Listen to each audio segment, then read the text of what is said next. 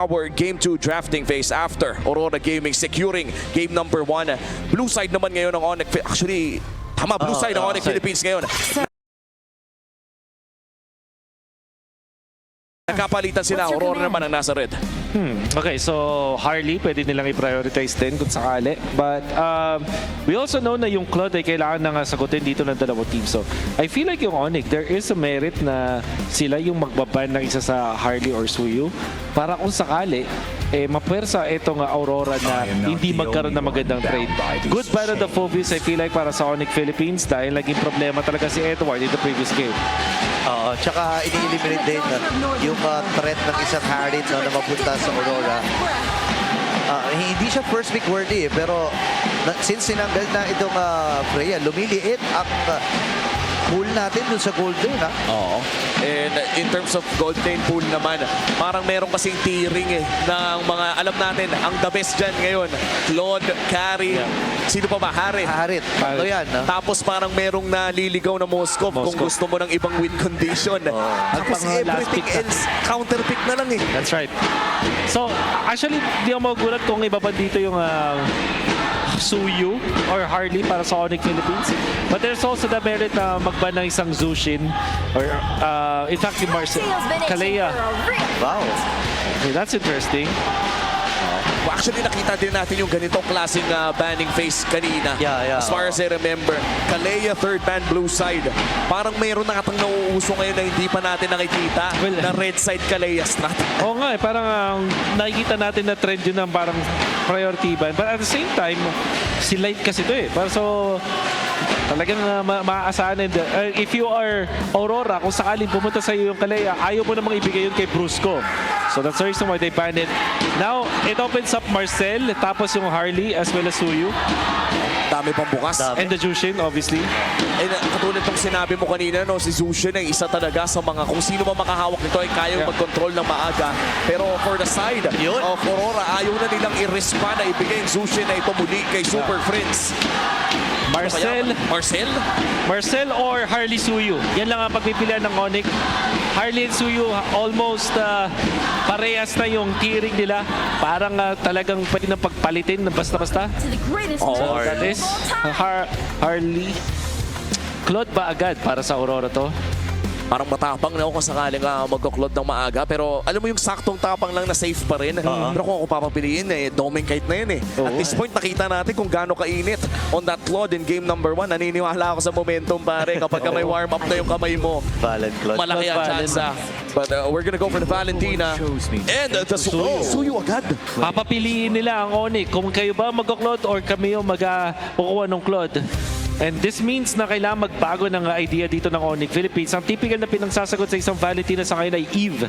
Pero meron ding Gord option. Parang tingin ko sa ganito na hindi mo pa alam kung ano ipipili ng Aurora. Parang ang hirap mag-decide kung ipapry mo ba yung Eve or yung Gord agad. So I feel like in this scenario para sa Onyx, lalo na walang Phobius, pwede na silang mag-Arlot. Isa sa mga gustong-gusto nilang i-prioritize. And then, that is Claude, of course. Tsaka OG comfort pick din ni Kirk yun Yung Arlot. Doon nga unang na-pick up sa RG si Kirk during his rookie days. And with that Claude locked in para dito kay Savero, ano kaya ang idadagdag ng Onyx Philippines? Eve or Arlot. Okay. That is Hilda. Is na Hilda? Yeah. Oy, pero flex pick to. Flex pick kasi. Nakita natin to kanina mula sa Falcons na maaga silang kumuha ng Hilda pero ang ending nun ay napunta din lang sa Rome. Ang lakas mama ng Hilda Ang solid ng Hilda pick dito kasi parang yung Valentina ayaw niya nakatapat ang isang Hilda and that's also true with Suyu. Kung sakaling Roman to, maganda agad yung pick. So Aurora will have to look for a solid damage output na parang pwedeng tumunaw sa isang Hilda. Kurt, usually na mga Kimi ginagamit doon sa Gazera but late game pa yon. And of course yung Harit na pwedeng piliin naman ng Aurora mismo. Oo, tsaka yun din kasi yung nakilala talaga kay Doming. Yung Harit na ginamit ka ng paulit-ulit. Hindi na tayo magtataka kung yan nga kanyang kukunin. It's going to be the Harit locked in para dito kay Doming. Kahit one of the best Harit players in the world, especially after that M-Series run. Back to the banning phase we go. Nagkakahanap pa ang side ng Onyx Philippines sa kanilang potential XP, Rome, and Gold. So medyo mahirap mag-ban if you're Aurora. Siguro pwede mo na i-try na lang si Prince. I guess yung Eve as well as yung Gord, yung mga potential na mga bans dyan up against Prince. Tingin ko din yung yung Kimi, pwede rin consider din dito ng Aurora. Whereas for Onyx, they're gonna be looking for roam bands perhaps. Tipong Gatot Kacha, tsaka, well, wala naman silang, hindi na kailangan problema niya Kalea. Oh! Loyi. Interesting. Magmo-Moscow. Ay, hindi na, nakaharit na sila. Oo, nakaharit na eh. Anong pinaplano nila dito? Lalim ng hugot nila dito Malalim talaga pare kasi kung maaalala mo, nilaro na ng Omega yung Harley Claude Louis composition with a Marcel. Yeah. And wala pang kumukuha ng Marcel dito. So I think taking away the Louis coming in from Aurora, Yes. baka nabasa na nila, napapunta na doon yung kinakama ng Onyx Philippines. Yung band Gatot Kacha and Hylos, kung ikaw yung Onyx, Sora. Dahil din naman din sa existence of Valentina sa other side. Actually, magandang reminder dito sa Onyx. Kung sino man yung nag-remind ng Sora band, it's really good for the team. Ngayon, para sa Aurora, ano kanilang ibang prior dito? Feeling ko Super Prince Hero ulit eh. Eve na lang siguro maganda, no? Yeah. That's the band. I mean, para dito sa Aurora. Kasi sa mga nagiging sagot na ngayon sa isang Valentina. And as of now, no, yung Valentina, wala pa naman masyadong maaagaw ng ultimates kung titignan ang side ng Onyx Philippines. And gusto ko din lang sabihin, mga kapatid, grabe ang dugungdong ng mga drums natin dito mula sa Aurora and Onyx Philippines. Talagang nagsasagutan ng pares na communities. And we were talking about this Eve earlier. Ito ang tatanggalin ng side ng Aurora Gaming, locking in their final ban. Katulad ng sinabi mo, Wolf, is going to be Super Prince Heroes na uubusin ng side ng Aurora. At para sa Onyx Philippines, tatanggalan pa ba nila ng karagdagang hero sa Edward? In that regard, Terizla yung magandang iban para sa kanila dito. Yun din yung isa sa mga magpapahirap sa isang Hilda kung sakali. Siyempre yung Claude na nag-activate ang Body of Smith na constantly laban sa isang Terizla. Mas maganda rin ba? Yung medyo nakaka-annoy din kung ikaw ay isang Claude. So mas maganda at worth it na iba na rin yung hero na yon. At the same time, you always have to think about the Lapu-Lapu mula kay Edward na kahit pa minsan hindi yung perfect na hero na gamitin kinang-counter pa rin. Glue. Wow. Okay. So, ngayon may pagkakataong kumuha na siguro si Edward ng hero niya dito. Nabanggit kanina ni Wolf, mga Lapu-Lapu option. Pwede rin naman Terizla. Oo, yung mga ganun no? Yung mga basic lang pero malakas. Okay. Pero yung gatot muna ang kanilang kukunin. Ang Sinabi Ignite natin na Hero. dapat ng Onyx. Pero at least makuha pa rin ito ng Aurora at stable pa rin naman for them. This time, ang matitira sa kanila is the Zetian actually for Onyx o kaya naman yung Gord. Between those two heroes, Gord ata yung best para dito sa Onyx. Pero kailangan may combo kasi yun. So, either kukuha sila ng isang Alice para dito kay Kirk. Kaya naman isang... okay, so that's Hylos. Wow. Okay. Ang Hylos secured. So, ibig sabihin ba nito ay Kirk locked in na Kirk locked in. on the Hilda. Oo. Okay. Magbabalik pa ang YSS Gold ni Sabero? Hindi. Meron na silang Claude. Ay, may clone na pala, may clone na pala. Mid lane ang kailangan. Zetian or Gord? Ayan na. Okay. And there you go, Gord ang kanilang pipiliin. And sabi mo kanina, Wolf, kailangan nila ng combo. Anong combo ng Onyx Philippines yan? Tutusukin? Tusok, tsaka tusok and bola. Tusok at buga. Tusok bounce. Oo. Tusukin mo at bugaan mo. Ang daming mga options dito para kay Edward. Pwede siya mag-Alice. Kaso pwede, I think Terizla yung minamata din talaga natin dito. Pero pwede sila maging offensive. Like, imagine na Lapu-Lapu dito para kay Edward. Parang walang pipigil mula sa Onyx. Oo, parang libre yung talon doon sa Gord. Anytime na lalabas yung Mystic Dash ay biglang may Pilipinong tatambay sa mukha. O kaya Kasi kung Dragon. magbabalik nga ba ang Lapu-Lapu Edward or ang Terizla pick o none of the above ba ang Dragon. sagot? Yusong. And he's gonna go for the Arlot instead. Napakadaming crowd control na nagmumula dito sa side ng Aurora and meanwhile for Onyx Philippines, anong pwede natin ma-expect mula sa kanila? Combos during team fights. At syempre kailangan ma-take advantage yung Sigma pattern coming out from this Harley nitong si King Kong. Kung ang Sigma pattern ay nakadikit sa isang suyo dati, ngayon nakikita na natin yung Orange Gambit na ginagawa ng Onyx Philippines. Expect na itong Onyx ay pupunta doon sa Kramer o kaya naman doon sa Rock Ursa nitong side ng Aurora. So with just the Katotkacha as well as this Valentina, enough ba to para mapigilan yung pag-jungle invade ng Onyx Philippines? Well, malalaman natin yan sa pagpasok natin sa Land of Dawn for game number 2. Isa sa mga pinaka-importanting laro para sa Aurora at hindi lamang Aurora ang nakatingin dito kundi pati TNC Pro Team. Kung babalikan natin yung mga stakes natin towards the playoffs of Season 17, nanonood ngayon ng TNC Pro Team dahil kung manalo ang Aurora dito kontra Onyx Philippines, tama ba? Kumpirmado Ang teams. nalaglag na ang TNC. Tama. Oh my At gosh. kompirmado rin na upper bracket ang Falcons. But for them, they're not confirmed to the playoffs yet. Oo. Grabe, no? Ibang klase yung Uy. mga stakes na to, ha. Ito na naman. Inuna, pre. Hindi orange first, hindi purple first, green first. Green. At kalaban pa. Iba yung pattern na Wow. ginagawa ni King Kong. Ayan na. oh. Grabe. Sa nagubang naman. Oo, ang tawag dito ay huwag ka munang maingay. Magugulat ka na lang. Wala na. Quiet, Huwag kayo maingay, huwag kayo maingay. Maingay. Oh my God. Yung maliit na lang yung natira. Isa't kalahati ang nanakaw pero mukhang alam na, kumpirmado na rin para kay Light kaya naman babantayan na rin yung purple ba pero nandyan na mga bodyguard. Brusco and Super Prince makakapag-jungle ng payapa ang Onyx Philippines. Ay, baka King Kong. Grabe. Natira yung baby ipis dun sa... Ipis na lang pero I think hindi sa lahat ng pagkakataon pwede mo magawa to. Back siya lang ata at Harley ang kaya mag-pull off ng ganitong klaseng rotation. And it also, kailangan ba purple mag-start yung kalaban mo? Oh, and kadalasan no, parang yung oras kasi ng pagpunta. Teka lang, si Kirk naiwan. Ayun na, mabibigyan natin si Kirk dito. May nakasalubong pang unbreakable.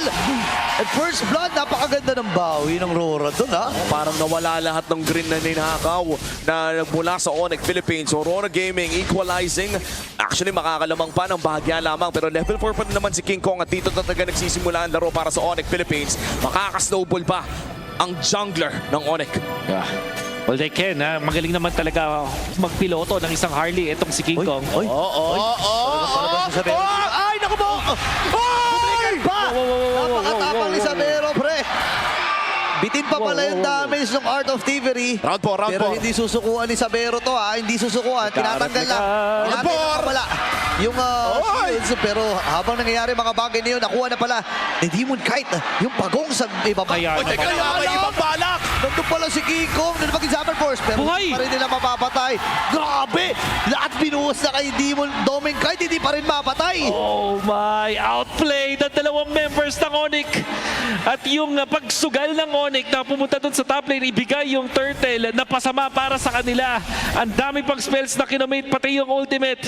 Pero Doming kahit buhay pa rin dun sa may top lane. Sometimes hindi mo talaga kailangan pumatay para masabing may na-outplay ka. The fact na ang daming nasayang kay Doming kahit doon at nakapagong ang side ng Aurora ay malaking bagay na para sa side ng Aurora Gaming. Si Brusco, however, Bobby ng Mystic Flash, ha? Patay din si Bruce dito. Dahil si Light, sinalo lang niya yung ultimate, yung Deadly Magic. Nako, nagkakaroon ng mga misplace dito ang Onyx, ha? at saka tumataas na rin. Ano, teka lang, may 2v1 na naman. Ano ba? OG, naku, nagtawag ng kuya. Buti na mapapa-BMI itong si Savero. Pero dahil doon, marami siyang maiiwan. Pati yung katapod, pre. Oo. Pati yung cart na iwan niya. Napakasakit. At napakaganda para sa Aurora. Napakasakit para sa side ni Savero na ilang beses niya tinatry na i-outplay itong si Doming dun sa may top lane. It ended up na siya pa yung napatumba na matindi at nawawala na ng control sa early game ang Onyx Philippines. At sa ngayon, no, in the driver's seat na nga ang Aurora Gaming. 30 seconds bago lumabas ang pangalawang pagong ng larong ito. If you are Onyx Philippines, do you go for the trade instead kaysa lumaban sa isang turtle fight? Parang naghahanap si King Kong na pwedeng agawin. Ni-retry na lang niya palayo. Aabot na ba ng kanyang retry sa upcoming turtle fight? Maliban na lang kung out of nowhere ng blitz. Yes. To be fair, King Kong nakakakuha naman ng gold na kailangan niya pati yung XP. Pero hindi ito magiging enough. They have to still answer kay Doming. Isa sa mga favorite heroes niya from the previous seasons. Napakalupit na gumamit ng isang Harith. Will it be enough? Heptasis for Kirk. Naka-damage. First item, Heptasis. May masamang binabalak dito si Kirk. At sisimulan na nga ng Aurora Gaming ang pangalawang pagong. Ang huling pagong ay napunta sa kanila ng walang contest. Okay, tingnan natin na Edward. Tumama yung hampas dito. And Ayun, this time nahuli na ay naman. nahuli na naman si Kirk. Alam nila, Hempasis gamit yan eh. Wala namang kulat yan eh. Andun yung AOD, tinamaan din si Super Friends. Flickering of course niya. So ngayon, nagamit na rin yung kanyang Revitalize. At tatanggapin na niya ang kanyang kapalaran na mamamaalam na sa kamay ng Aurora. At ikalawang pagong ay pupunta rin kay DK. Did you see that box? Mula sa Aurora, 5 sila. Dun sa pag-punish nila doon kay Kirk. At tapos yung pag-punish nila kay Brusco, buong-buo yung box ng Aurora. Keys to victory natin sa kanila i-maintain yun at mukhang talagang sinasa puso ng Aurora. At paano mo naman ba kasi pipitasan ng Aurora kung tuwing papasok ka ay may kasamang 4 yung gusto mong kunin. At ngayon si Savero pa, madedelikado. Light landing, tatot. Ako, Savero na pa-BMI na rin. Ilapag naman ni Doming kahit yung kanyang Summer Force, pero parang sulit pa rin yun. Tumama yung stun, ayun na! Okay. Yung combo! Kaltok sa may bounce! Biglang naglako pare. Finistic Trespre. Tusok, bola, deadly magic. Enough na. Pero kailangan pa nila na mas marami pang ganun mga plays. Okay, Blazing Duel ay gagawin Grabe ka nila. dun, Inaabangan ni Light. Kung saan pa Oh, matutuon. Pero Light. nasa loon ako. May BMI din naman. Light! Gagamitin! Pero napablikan din ito si Savero. Pero Okay, may nangyayari pala doon sa bibig ng ibaba. Kirk ay namaalam. Same with Demon Kite. May bawiang nangyayari dito pero na-shutdown nila si DK. Tama ba yung nakita ko na natusok yung si Minion? Parang ganun na nga. Oo, pero kahit siguro kahit na-stun naman mabubuhay pa rin naman Exactly, ata si doon yung Gatot Kacha. And so far wala pa namang malaking exchanges. At ito nakakagulat para sa akin, Wolf.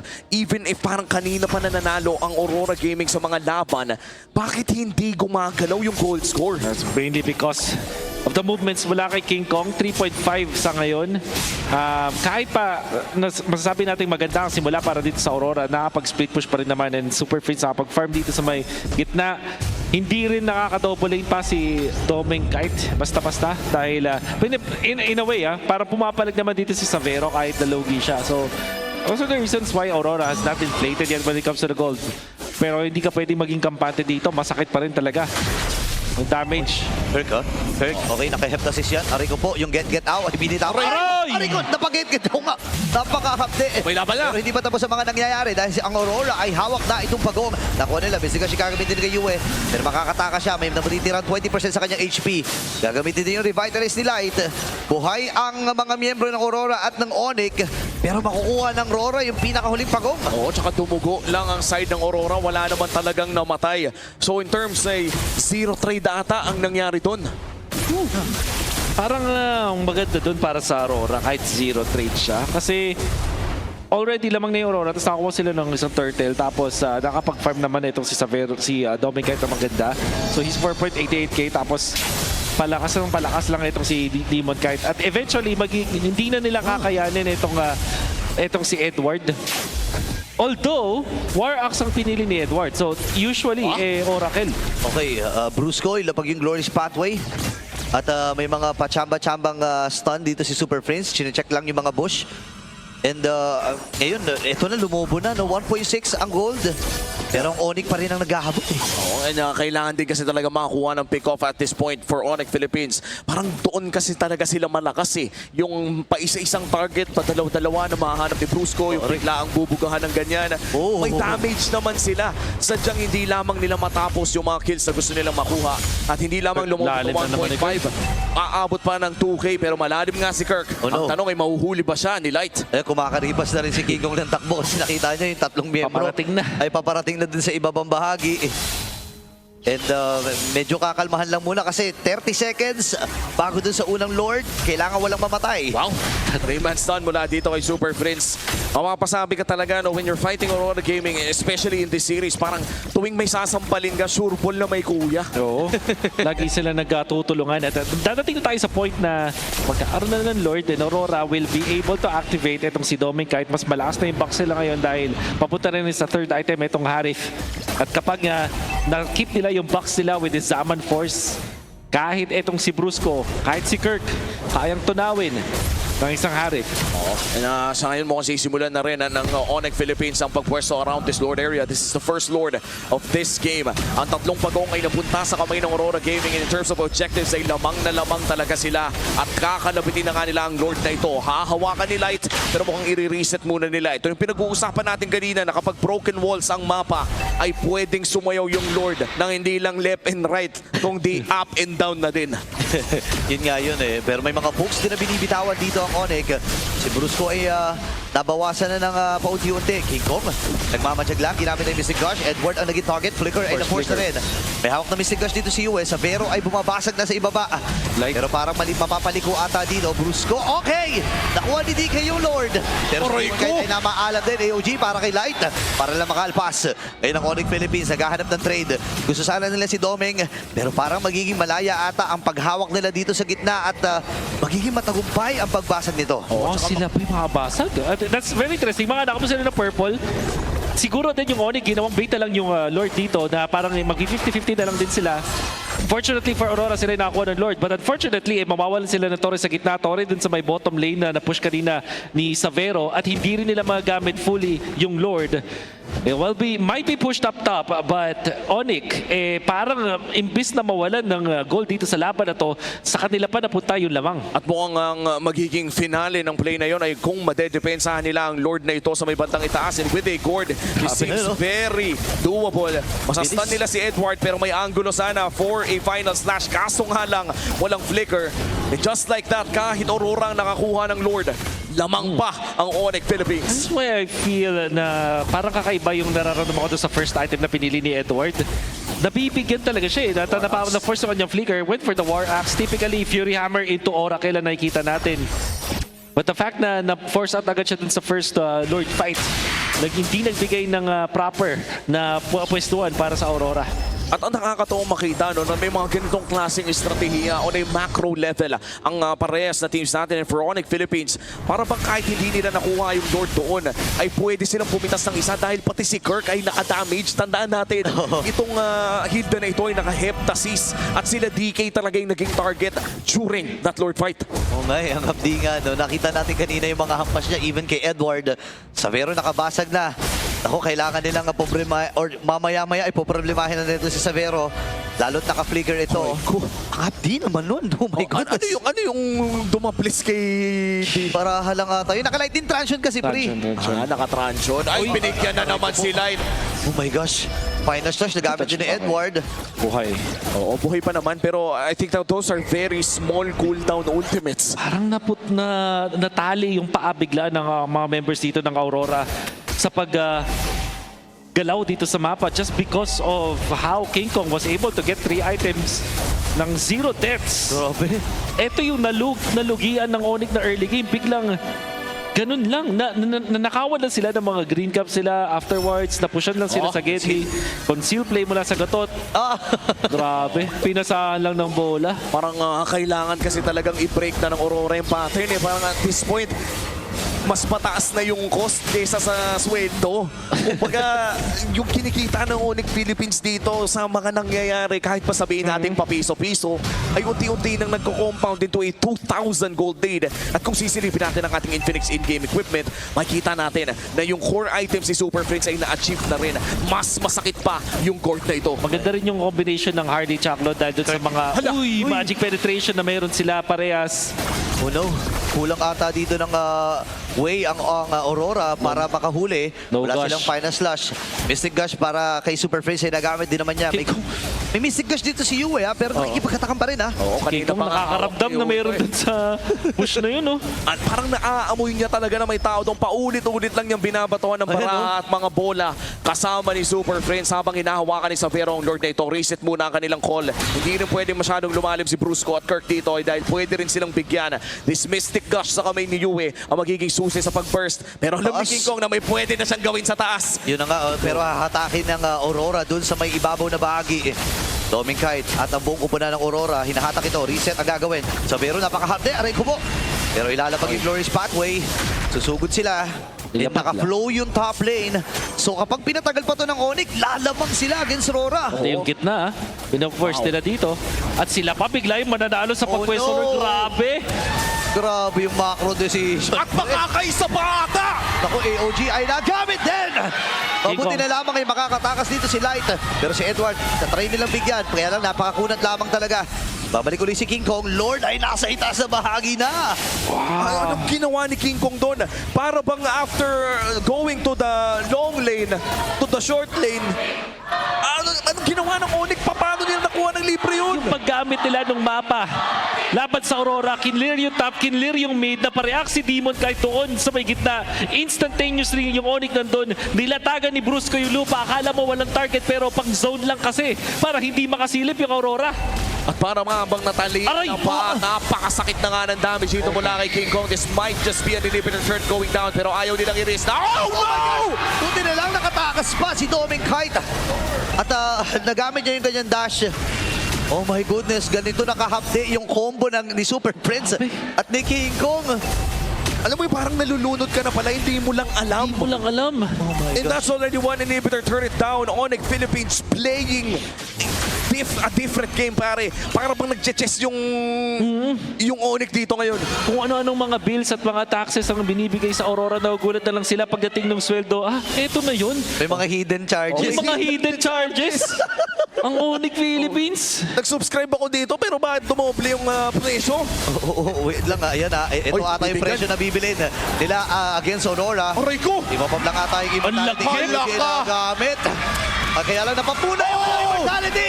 Mabibigyan na rin ata dito sila at namatay na rin sa kamay ni Kirk. Ayun naman din isa ata din si Edward. Wala na ata siya. Sabero! Ando na rin yung Blazing Ring. Buti na tumama yung stun. Nagamit yung with the crown.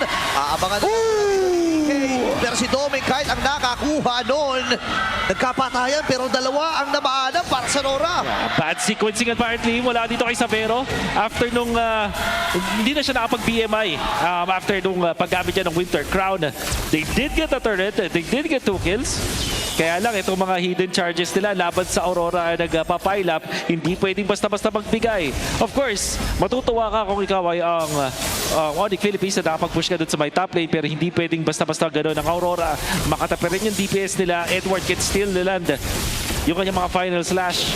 It seems like Aurora was able to defend. Still, 3.6k, Onyx Philippines. Ang pwede nilang gawin ay ulitin yung ginagawa nila kanina. At medyo swerte pa no ang Aurora dito na yung short lane yung kailangan tignan. Kung yung long lane pa, mas malaking problema pa sana yun. Pero choice of ultimate para kay Yui dito would be the glorious pathway.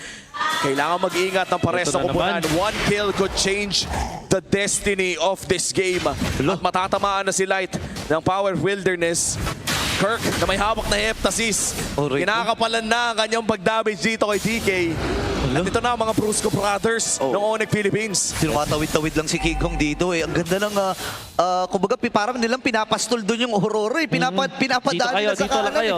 Dito lang kayo, walang lalampas. Kinukontrol lang ng Onyx yung galaw ng Aurora ngayon ha.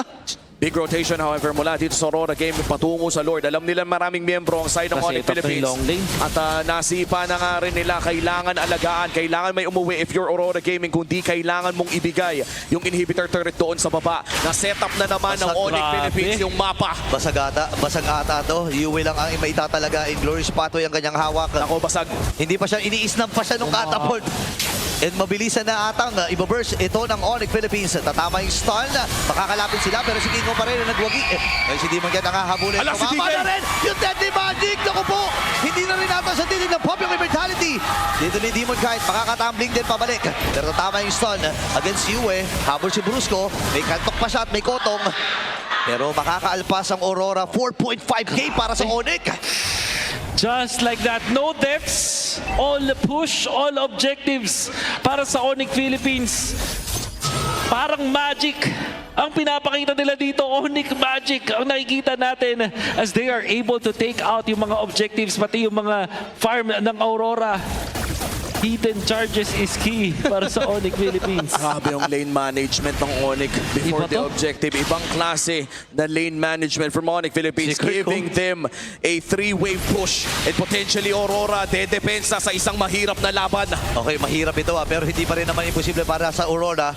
Tatamaan ng stun. Ito si Edward. Glorious Pathway. Ihaharang din para hindi makalapit ng tuluyan dito ang Onyx. Pero papasok si Brusco. Nandun yung Missing Cash. Napakahapde! Taralan naman dito. Final slows na kumulang tinamaan Ngayon naman itatamaan natin ng lintik dito si Edward. Siya ay mamamatay sa kamay ni Super Friends. Ngayon apat na member na dito para sa Aurora. Sumero! Good sa nagtapusin ni Card. Ang